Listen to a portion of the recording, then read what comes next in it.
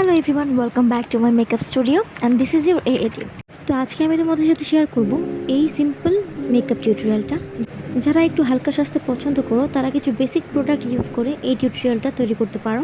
তো চলো আমরা দেখে নিই কী কী স্টেপ ফলো করতে হবে। প্রথমে আমি ময়েশ্চারাইজার অ্যাপ্লাই করেছি, এটা একটা নিভিয়ার ময়েশ্চারাইজার। তারপর আমি আজকে বেসের জন্য অ্যাপ্লাই করছি কনসিলার। যারা হালকা বেস পছন্দ করো তারা কনসিলার দিয়ে বেসটা তৈরি করতে পারো। এর জন্য তোমার কনসিলারটা মিডিয়াম টু ফুল কাভারেজের হতে হবে।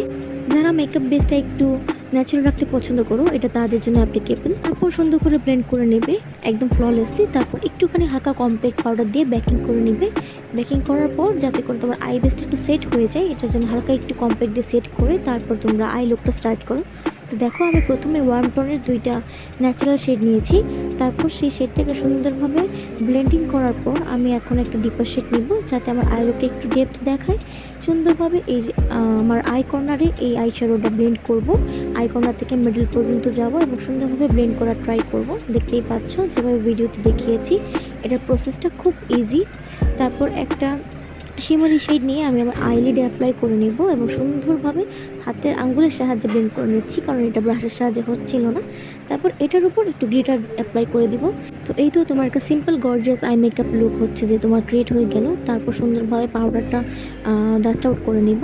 এরপর একটা আইলাইনার অ্যাপ্লাই করব। আমি উইংড আইলাইনার অ্যাপ্লাই করতে খুবই পছন্দ করি, তো আমি একটা উইংড নিয়েছি এবং একটু লং উইংড আইলাইনার অ্যাপ্লাই করেছি। তোমরা কিছু বেসিক স্টেপ ফলো করে সুন্দরভাবে একটা উইংড আইলাইনার তৈরি করে নিতে পারো যে যার মতো।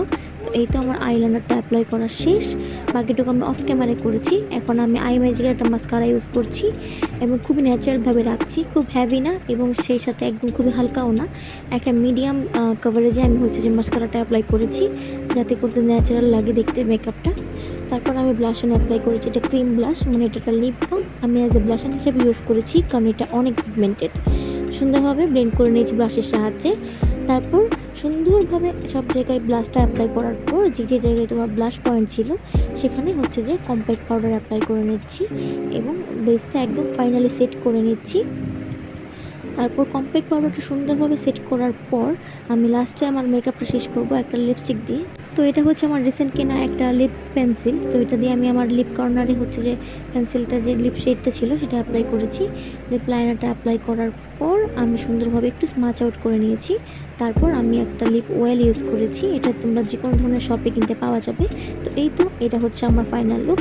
আমি অতিরিক্ত কোনো ধরনের জুয়েলারি পরিনি, শুধুমাত্র এই হ্যাভি একটা ইয়াররিংস পরেছি। আমার কাছে মনে হয়েছিল এতেই লুকটা দেখতে অনেক সুন্দর লাগছে বা সাদামাটা লাগছে। তো আশা করছি তোমাদের কাছে ভালো লেগেছে। আজকের মতো আল্লাহ হাফেজ, দেখা হচ্ছে নতুন ভিডিওতে।